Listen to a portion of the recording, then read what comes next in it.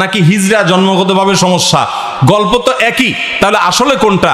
যদি বলেন যে ট্রান্সজেন্ডার, তাহলে এই বছরের পোলাপান তো হিজড়া পড়তেছে, তাহলে ভুল পড়তেছে। আর যদি বলেন যে শরীফা হিজড়া আসলে, তাহলে গত বছরের পোলাপান যে ট্রান্সজেন্ডার পড়ছে তারা তো ভুলটা পড়ছে।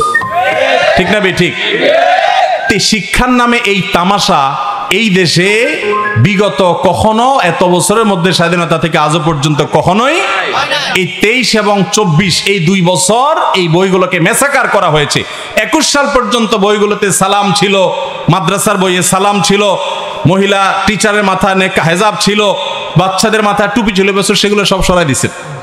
মাদ্রাসার পোলাপানের ঢোল তবলা বাজানো শিখাইছেন। এরা চায় এদেশের স্কুল এবং আলিয়া মাদ্রাসাগুলো সব ছাত্র শূন্য হয়ে যাক। তারা চায় সরকারি এই শিক্ষা প্রতিষ্ঠান, এই সিস্টেম ধ্বংস হোক, ভেঙে পড়ুক। এই জন্য তারা এই সমস্ত ষড়যন্ত্র করছে। আল্লাহ তাআলা এদের হাত থেকে আমাদেরকে রক্ষা হওয়ার তৌফিক দান করো। চুল দাড়ি পেকে গেলে কলব বা কালো করলে ওযু হয় কিনা, এ বিষয়ে অনুগ্রহ করে বলবেন। আল্লাহ ভালো জানেন, আল্লাহ রাসূল ভালো জানেন কেন নিষেধ করা হয়েছে, আল্লাহ তাআলা ভালো জানেন। কিন্তু এর পাশাপাশি অনেক উলামায়ে কেরাম ধারণা করেন যে এটা অনেক সময় মানুষ বয়স লুকাবার জন্য করে। কারণ হয়তো বয়স লুকাবার ব্যাপার নাই, জোয়ান বয়সেই সব সাদা হয়ে গেছে, তো নির্দেশ সবার জন্য সমানভাবে থাকবে, কেউ কালো করবেন না, সাদা চুল সাদা দাড়িকে কালো করবে না। কিন্তু যদি কেউ কালো করে তাহলে তার ওযু হবে না, ব্যাপারটা সেরকম না। কারণ ওযু হবে না তখন যখন চুল বা দাড়ির উপরে আলাদা কোনো প্রলেপ পড়বে, আলাদা একটা স্তর পড়বে, অনেক মোটা হয়ে যাবে এক একটা। ওই রকম সাধারণত আপনার মেহেদি বা এই জাতীয় কোনো কালার ব্যবহার করলে সেটার ফলে আলাদা কোনো স্তর পড়ে না। যদি স্তর পড়ে যায় তাহলে ভিন্ন কথা। যেমন নখের উপরে আপনি নীল পলিশ লাগাইলেন, তাহলে কি হয়?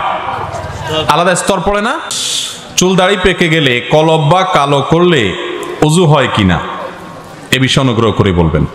চুল বা দাড়ি যদি কালো হয়ে যায় তাহলে নবী করিম সাল্লাল্লাহু আলাইহি সাল্লাম সেটাকে, সাদা যদি হয়ে যায়, চুল দাড়ি যদি সাদা হয়ে যায় পেকে বা যেভাবে হোক সাদা হয়ে যায়, নবী সাল্লাল্লাহু আলাইহি সাল্লাম নির্দেশ করেছেন গায়্যিরু হাদা শাইয়্যিব, তোমাদের চুল দাড়ি সাদা হয়ে গেলে সেগুলোকে তোমরা পরিবর্তন করো, সাদা রাখিও না।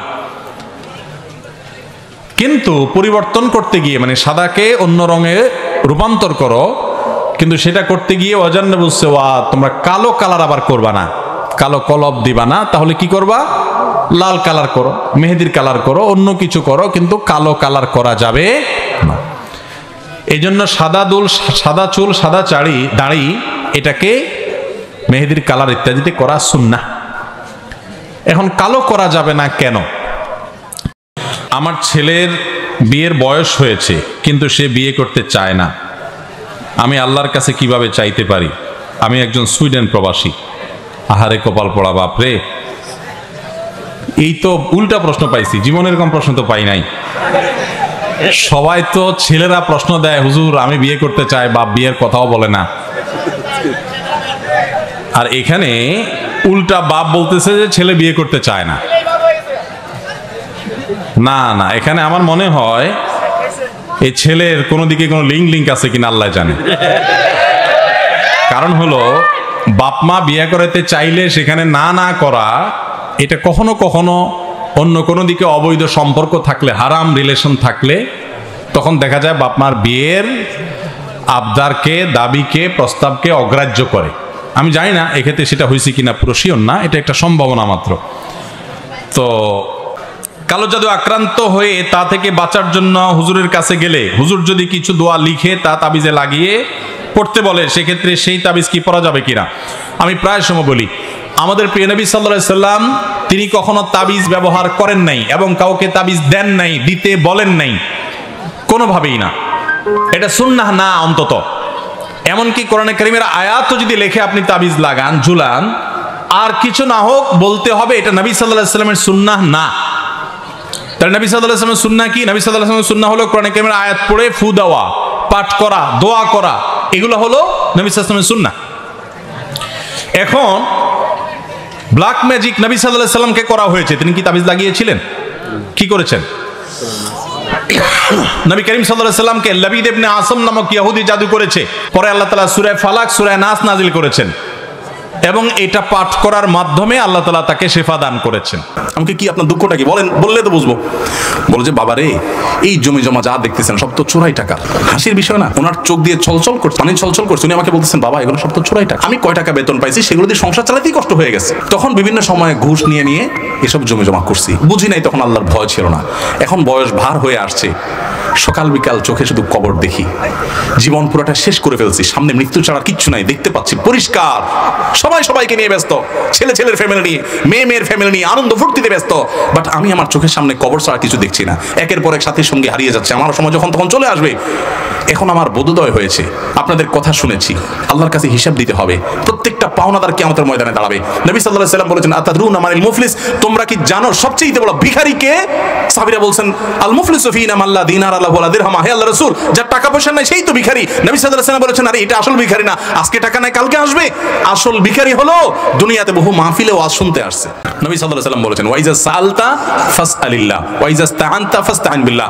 যখন কিছু চাইবা তো আল্লাহর কাছে চাইবা, যখন সাহায্য চাইবা তখন আল্লাহর কাছে সাহায্য চাইবা। ইয়াকা না'বুদু ওয়া ইয়াকা নাস্তাইন, আল্লাহ শিখাইছেন আল্লাহ তোমারই ইবাদত করি আর তোমার কাছেই সাহায্য চাই, মাজারওয়ালার কাছে না। আমার ছেলে মেয়ে, আমার সন্তান, কোনো কিছু দেওয়ার মালিক ওই মাজারওয়ালা না, দেওয়ার মালিক কে? আল্লাহ। সেদিন ব্রাহ্মণবাড়িয়া যাচ্ছি, যে 3-4 দিন আগের ঘটনা, এক প্রোগ্রামে। তো আমার পিছনের সিটে এক ইয়াং ছেলে বসছিল, আমি একটু ঘুমাইছিলাম। পরে উঠে পরে যখন নামতেছি তাড়াতাড়ি 2টা কলম নিয়ে আসছে। আমার আবার একটু কলম দরকার ছিল, কিছু একটু লিখবো, বক্তব্যের নোট করব, কলম পাচ্ছিলাম না পকেটে।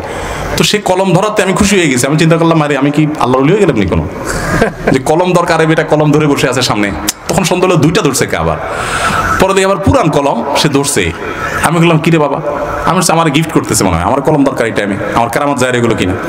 পরে বলে যে না, আমার বোনের কালকে এসএসসি পরীক্ষা, একটু ফুদিয়ে দেন। রাতে আয়াতুল কুরসি এবং সূরা নাস ফালাক পড়ার ফজিলত কি? রাতে আয়াতুল কুরসি পাঠ করা এটা অনেক ফজিলতপূর্ণ একটা আমল। ঘুমানোর আগে আয়াতুল কুরসি পড়বেন, আল্লাহু লা ইলাহা ইল্লা হুয়াল হাইয়ুল কাইয়্যুম লা তাখুযুহু সিনাতুন ওয়া লা নাওম, শেষ পর্যন্ত। এই আয়াতুল কুরসি পাঠ করলে আল্লাহ রাব্বুল আলামিন ওই ঘরকে চুরি ডাকাতি থেকে হেফাজত করেন, শয়তানের আক্রমণ থেকে, শয়তানের প্রবেশ থেকে আল্লাহ তাআলা নিরাপত্তা দান করেন। অনেকে শয়তানের নানামুখী ওয়াসওয়াসায়, নানামুখী কুমন্ত্রণায় এবং ডিস্টার্বে, স্বপ্নে, ঘুমন্ত অবস্থায় নানাভাবে ক্ষতিগ্রস্ত হন। এগুলো থেকে বাঁচার জন্য রাতে আয়াতুল কুরসি পড়ে শোয়ার কোনো বিকল্প নাই। একই ফজিলত রয়েছে 3 কুলেরও, সূরা ইখলাস, সূরা ফালাক, সূরা নাস, কুল হুয়াল্লাহ, কুল আউযু বিরাব্বিল ফালাক এবং কুল আউযু বিরাব্বিন নাস, 3 বার করে পাঠ করা। রাত এবং দিন এই 24 ঘন্টার ভিতরে 5 ওয়াক্ত সালাতের মধ্যে তো সূরা ফাতিহা প্রত্যেক রাকাতে পড়তেই হয়। এরপর ওয়াজিফা হিসাবে, মাসনুন জিকির হিসাবে কোরআনে কারীমের যে আয়াত বা সূরাগুলো সারা দিন রাতের ভিতরে সবচেয়ে বেশি সংখ্যক বার পড়তে হয় সেটা হলো এই 3 কুল এবং আয়াতুল কুরসি।